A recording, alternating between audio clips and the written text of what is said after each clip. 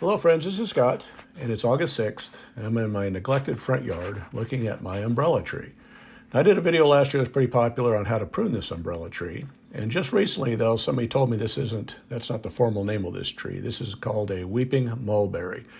And I didn't believe it at first because never had any flowers, never had any fruit, thinking mulberry, but looking at the pictures on Google Images, yeah, I think that's what this one is. So this video is how to prune your weeping mulberry, aka an umbrella tree.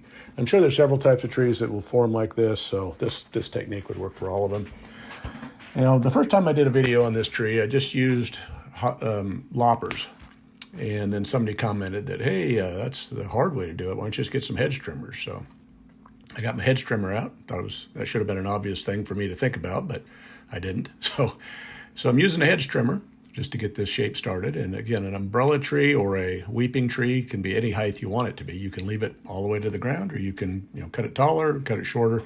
This is the height approximate height that I like, just kind of a little bit above waist level, mid chest. So I'm just taking the hedge trimmers and just creating a basic level as I'm going around the tree. I can fine tune it as I go. I left all my long extension cords down at the hobby farm, so I'm as you see here, I'm kind of wrapping around this tree, and I just barely was able to get around it. So I need to bring my power cords back. But anyway, again, it's a very simple tree. This is not a hard process. Umbrella trees are really forgiving. If you screw up, they'll just grow out, and then you can redo them the next time. But they need to be shaped. One major time a year, and then probably one other time in the late fall, just to shape them up a little bit when they get some of the kind of wild hairs growing. But it's as simple as just getting around, just making a nice level form. And as you can see on this tree, a lot of the branches will come up out of the tree, and you see those little loops. Those are the ones you want to cut out. And so this hedge trimmer is kind of a small hedge trimmer. And again, I should have pruned this tree a month ago, but I didn't get around to it. But some of these are getting too big for this hedge trimmer. And so it's not cutting, it's kind of bogging down. So, hedge trimmers are the best tool for this job, but sometimes you just got to get the old loppers out. And again, all I'm doing is looking for where they're hooping or they're looping up, and I'm just cutting them at the base where the stem's coming out of the main stem, and just getting rid of those. And again, it's a very simple tree. This is not complicated. That's why I suggest umbrella trees are a great addition to your landscaping, because they can look really nice. They can make you look kind of a little bit wealthy when you have these types of trees in your yard. They're kind of a cool looking tree, but they're a very easy tree to care for. There's not much to it. Now, this tree used to have a double head on it, and years ago I cut that other head out. So the tree was kind of leaning, and then that extra head toward the driveway was making the tree lean. So I'm never going to get this tree to stand up straight. It's too late for that. But I can get it to look, pretty good. Every tree's got its own shape, its own, little character. So this tree looks nice the way it is. As you can see, it has a nice little lean there. So all I'm doing now is just moving the ladder and just, again, cutting those loops out and just trying to get it so that there's nothing sticking out, so it looks pretty shapely. Nothing hard about this. It's all just eyeballing it and just doing the best you can. And then, again, just cutting out those ones that look like they're wild hairs that are sticking up. And as you'll see here in a minute, there's a few that I can't reach very well. They're on the very top, but I got most of them with the loppers.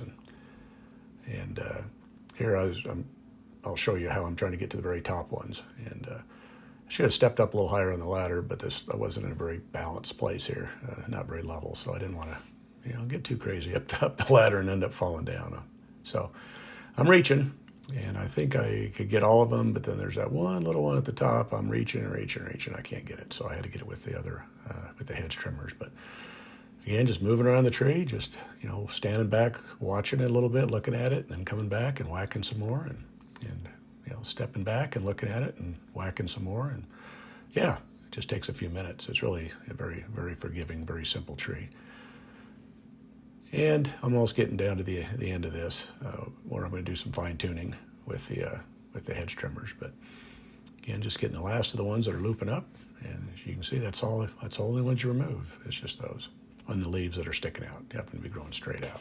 So we're back to the hedge trimmers just to do a final touch up, get it as level as we can, get rid of the last of the loose hairs that are sticking up, And you'll see here, I'm also going to kind of, this is another technique, just to kind of, rough, or just go across the face.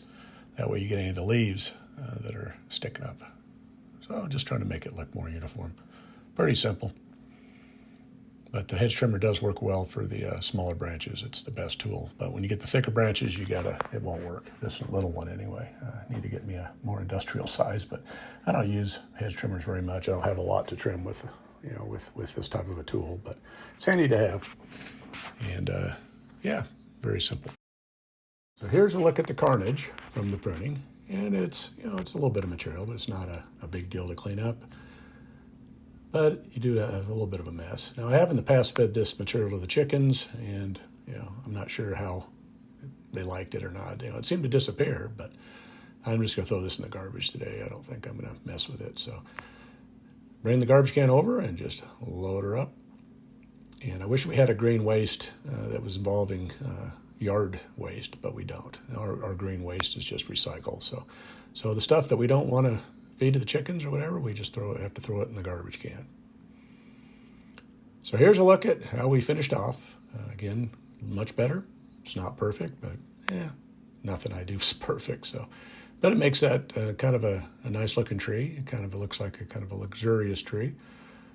And again, you see the lean there, but it gives a little character. But that's all it is, and that is a weeping mulberry tree, and I hope you enjoyed this video on how to prune it. So if you like this video, please hit that like and subscribe button, and tell your friends about it, because I need more subscribers to be able to grow the channel. So I appreciate your support, appreciate your viewership, and you all have a great day in the garden. Thank you.